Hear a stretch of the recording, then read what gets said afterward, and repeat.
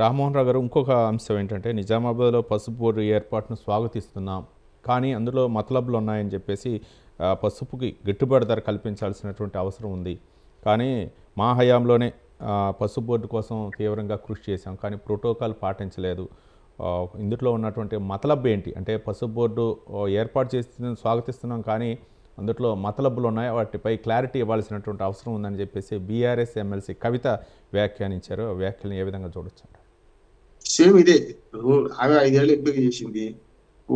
తర్వాత నేను పసుపు బోర్డు నేనే తెస్తానని చెప్పి అరవింద్ గారు పెద్ద ఎత్తున ప్రచారం చేసి అన్నాడు. కానీ మొదటి 5 ఏళ్ళు తీసుకురాలేకపోయిండు. రెండో 5 ఏళ్లలో కూడా ఇప్పుడు అవసరం వాళ్ళ అవసరం మనకు, మన అవసరం వాళ్ళకు ఉన్నది కనుక తెచ్చారు, మంచిదే కాదంటలేదు. ఇప్పుడు తెలంగాణలో వేరే గవర్నమెంట్ ఉంది, కాంగ్రెస్ గవర్నమెంట్ ఉంది, అక్కడనేమో బీజేపీ ఉన్నది, అయినా సరే వచ్చింది. ఇది మంచిది పరిణామం, మంచి పరిణామం. కానీ సర్వరోగ నివారణ జిందా తిలస్ మాట్లాగా ఈ పసుపు బోర్డు రాగానే మొత్తం ప్రపంచమానికి మారిపోదు. కానీ పోయినసారి కంటే అంపికి పెట్టి పోయింది రవి గారు. ఎందుకంటే ఏదైతే పసుపు బోర్డు ప్రకటించిన నాడు, మోడీ గారు ప్రకటించిన నాడు, ఆనాడు ఎక్కడ పెడతారని నేను కూడా అడిగాను. అంటే మొత్తం ఇండియాలో ఎక్కడైనా పెట్టచ్చు పసుపు బోర్డు, అసలు నిజామాబాద్కి ఏం లాభం అయినట్టు అని అడిగాను. కానీ ఇప్పుడు ఏం చేశారంటే మొన్ననే వర్చువల్ గా మరి పసుపు బోర్డు ఇనాగ్రేట్ చేశారు. అది ఆఫీసు మన నిజామాబాద్ లో ఉంటుంది. మొత్తం దేశంలో పసుపు పండించడంలో 40% వరకు మన నిజామాబాద్ అంటే పాత ఉమ్మడి నిజామాబాద్ జిల్లా, కొంత ఆదిలాబాద్, కొంత కరీంనగర్ జిల్లా, అంటే ఈ ప్రాంతంలో అంతా పసుపు పండిస్తారు. నేను అక్కడి ప్రాంతం తిరిగిన వాడిని చెప్తున్నాను. ఇది మంచిది అంటున్నాను. తర్వాత ఏమవుతుంది, దీని వల్ల వచ్చే లాభాలు ఏమిటి అనేది ఇద్దరు కూడా కొంచెం ఎక్కువ చెప్తున్నారు అనే ఉద్దేశం. పసుపు బోర్డు తెచ్చిన నేనే పొట్లు పడ్డా కూడా ఇప్పుడు ఇళ్ళకి పండగ కావాలంటున్నారు. పసుపు రైతులు ఎప్పటికీ బాధపడుతున్నారు. పండించేటప్పుడు ఒక రేటు ఉంటుంది, పండించిన తర్వాత మళ్ళీ ఇంకో రేటు ఉంటుంది. కాకపోతే ఇది రావడం వల్ల కొనుగోలు రేట్లు పెరుగుతాయని నేను అనుకుంటున్నాను. మద్దతు ధర కదా కావాల్సింది. మన పసుపు బోర్డు రావడం వల్ల వాళ్ళకి గిట్టుబాటు ధర కాదు, లాభసాటి వ్యవసాయం కావాలి, లాభసాటి ధర రావాలంటే ఇది ఒక ముందు అడుగు అంటున్నాను. దీన్ని ముందుకు తీసుకెళ్లి పసుపు బోర్డు నియంత్రించాలి. రేట్లు పంట పడగానే వ్యాపారులు, దళారులందరూ పంటను దెబ్బతీసి రైతులు దెబ్బతీస్తూ రైతులు రేట్లు పడేస్తున్నారు. వాళ్ళు అమ్ముకోగానే ఏం చేస్తున్నారంటే వాళ్ళు పెంచేస్తున్నారు. ఈ రెండు జరుగుతున్నారు. మధ్య దళారుల పాత్ర అరికట్టడంలో ఈ పసుపు బోర్డు పాత్ర బాగా ఉంటే రైతులకు మంచి మేలు జరిగినట్లు లెక్క. కానీ అంటే ఈ జాతీయ పసుపు బోర్డు ఏర్పాటు చేశారు నిజామాబాద్లో, కానీ రైతులకి గిట్టుబాటు ధర కల్పించినప్పుడే నిజంగా దానికి సార్థకత అవుద్ది అనుకోవచ్చా? ఖచ్చితంగా. అందుకని గిట్టుబాటు ధర అనేది పాత నినాదం రవిగా.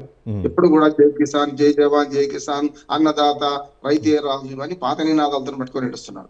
మేము స్వతంత్ర రైతు సంఘాల సమాఖ్య తరఫున పసుపు బోర్డు కావాలని మేము కూడా కొట్లాడిన వాళ్ళం, తిరిగిన వాళ్ళం, ధర్నాలు చేసిన వాళ్ళం. మేము స్పష్టంగా చెప్తున్నాం, ఈ గిట్టుబాటు ధర అనేది పాత నినాదం. లాభసాటి వ్యవసాయం కావాలి. ఇప్పుడు పండిన పంటకు ధర వచ్చినప్పుడు కదా రైతు బతికేది కదా. గిట్టుబాటు అంటే హల్లి 0 గిట్టుబాటు అనేది మద్దతు ధర అనేది అంతకంటే తక్కువకు అమ్మవద్దనే గానీ అంతకంటే తక్కువకు అమ్ముకోవాల్సి వస్తుంది కదా రైతులు కదా.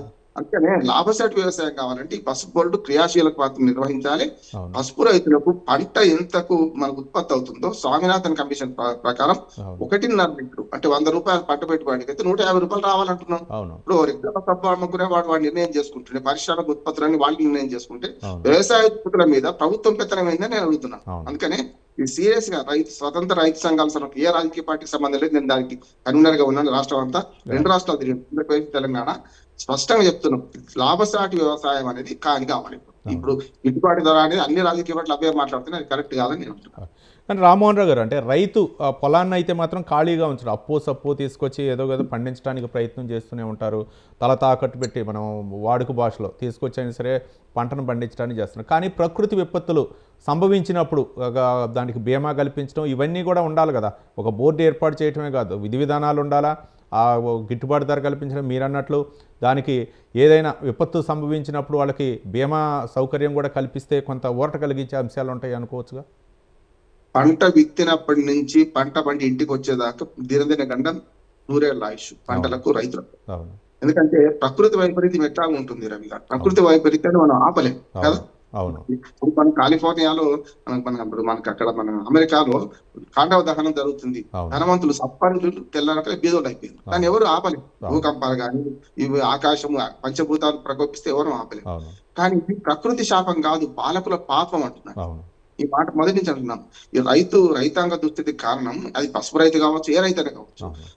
ఇప్పుడు ప్రకృతి శాపం ఎట్లా ఉంటుంది, ప్రకృతి శాపం కాదు, పాలకుల పాపమే. రైతుల పట్ల వ్యవహరిస్తున్న తీరు ఇండియాలో ఆహా. పెద్ద పెద్ద సంపన్న దేశాలు అటువంటి సబ్సిడీలు ఇచ్చుకుంటూ వ్యవసాయం నడిపిస్తుంటే అవును. వ్యవసాయం సబ్సిడీ వ్యవసాయ దండగా అనే మహానుభావులు వచ్చినాక ఇంకేం చేస్తాం, ఏం తింటారు వీళ్ళు? అవును. అందుకని పసుపు బోర్డు ఏర్పడటం ఒక ఆరంభం మాత్రమే, అవును. అంతం కాదు. ఇళ్ళకిండ్రు ఈ పండుగ కావాలంటే మీరు అన్న మార్పులు అన్ని కావాలి. అవును. చివరికి లాభసాటి వ్యవసాయం పసుపు పండిస్తే రైతు బాగుపడతారు అన్నాడు. అవును. లేకపోతే ఏమంటే నేటి రైతు రేపటి కూలీగా మారుతున్నాడు. రవి గారు మీరు అన్నది కరెక్ట్. అవును. ఏది ఉత్తరం అమ్ముకుంటున్నాడు, భూములు తాకట్టు పెడుతున్నాడు, అవును. ఆఖరికి రుణమాఫీ కోసం ఎదురు చూస్తున్నాడు. ఇవన్నీ వద్దు వాళ్ళకి కావాల్సింది. అవును. ధర వస్తే బట్టి నీ మీద ఎందుకు ఆధారపడతాడు? అవును. వ్యవసాయ రంగం స్వతంత్రమైన వ్యవసాయ రంగం, అవును. స్వతంత్రమైన రంగాన్ని మేము పరాధీనం చేస్తున్నాం. మనము అవును. రుణమాఫీ చేస్తున్నాము, లేకపోతే ఇతర రాయితీలు ప్రకటిస్తున్నాం. కానీ పండిన పంటకు ధర సరిగ్గా వస్తే 150% అంటే 100 రూపాయలు అంటే ఇంకో 50% పెంచి ఇవ్వండి. ఎవ్వరు మిమ్మల్ని బిచ్చవాడు కాదు రైతులు. రైట్. అంటే పంట పండినా సరే, ప్రకృతి సహకరించినా సరే, కానీ ధర కల్పించడంలో మాత్రం ప్రభుత్వం విఫలమైంది అనేటటువంటి విమర్శలు ఎప్పుడూ వింటూనే ఉంటాం. అవునండి, అదే కదా ప్రకృతి శాపం ఎట్లా ఉంటది. కానీ పంట పండించిన దానికి ధర రాకపోతే పాలకుల పాపమే కదా అంటున్నాను. అవును. ఇప్పుడు ఎగుమతుల దిగుమతుల విధానం ఒక్క రాష్ట్ర ప్రభుత్వం నిందించాల్సిన అవసరం లేదు. అవును. ఎగుమతుల దిగుమతుల విధానంలో కూడా మార్పులు చేర్పుల వల్ల రైతులు నష్టపోతున్నారు. ఉదాహరణ పసుపు బాగా పడింది అనుకోండి, అవును. అప్పుడు ఏం చేస్తారంటే ఎగుమతికి అవకాశం ఇస్తారు, అవును. కానీ సుంకాలు ఎక్కువ వేస్తామంటారు, అప్పుడు పోదు. రెండోది పసుపు లేదనుకోండి బయట నుంచి తీసుకోవచ్చు. ఇప్పుడు ఉల్లిగడ్డలు మనకి ఇవన్నీ రేట్లు ఎందుకు పెడుతున్నాయి?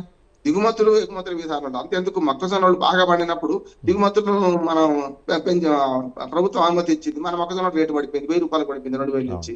అట్లానే ఏదైనా సరే పప్పు దినుసులు, నూనె గింజలను కూడా మనలాగా మనమే పండించుకునే పరిస్థితి వచ్చినప్పుడు మాత్రం చాలా పెద్ద సబ్జెక్ట్ రవి గారు ఇది. అవును. పప్పు దినుసులు, నూనె గింజలు ఈ రెండింటిని మనం దిగుమతి చేసుకుంటున్నాం బయట అవును. నుంచి. అవును. ఈ రెండింటి ప్రభుత్వం ఎందుకు సాధించలేకపోతున్నాం? అవును. పసుపు, కారం ఒక ఒక ఒక మేరకే అవసరం పడుతుంది. మనుషులు కారం తిని బతకలేరు, పసుపు తినే బతకలేరు. కానీ మరి పప్పు దినుసులు, నూనె గింజలు కావాలి కదా. వీటి అవును. గురించి ఇప్పుడు ఈ మధ్యన తెలంగాణలో పామ్ ఆయిల్ తోటలు పెంచబడుతున్నారు. అవును. దీని మీద నాకు పూర్తి అనుభవం ఉంది ఒక రైతుగా. అవును. పామ్ ఆయిల్ తోటలు పెంచిన తర్వాత పామ్ ఆయిల్ గెలలు దిగుమతి చేసుకుంటుంది గవర్నమెంట్. అవును. మన దగ్గరనేమో పండుతాయి, వాడు దిగుమతి చేసుకుంటాడు. అప్పుడు ఏమైతే మన గెలకు రేటు పడిపోతుంది, అవును. వాళ్ళ నాణ్యత ఎక్కువ ఉంటుంది, నూనె ఎక్కువ వస్తుంది వాళ్ళది. అవును. అందుకనే దీని దిగుమతుల విధానంలో రైతుకు నష్టం చేసింది కేంద్ర ప్రభుత్వము. అవును. రెండోది కింది స్థాయిలో రాష్ట్ర ప్రభుత్వాలు భూమి వాళ్ళదే, సబ్సిడీలు వాళ్ళవే కనుక భూమి విషయంలో, గిట్టుబాటు రేట్ల విషయంలో, ఏదైతే మార్కెట్ సౌకర్యం విషయంలో రాష్ట్ర ప్రభుత్వాలు నష్టం చేస్తున్నాయి. అవును. అంటే ఇద్దరు కూడా కేంద్ర ప్రభుత్వం, రాష్ట్ర ప్రభుత్వం బాధ్యత వహించాలి. ఇప్పటికైనా పసుపు బోర్డు మంచిది, కానీ దీని విధి విధానాలను ఖరారు చేసి పసుపు రైతులకు అంతిమంగా రావాల్సిందంటే రైట్.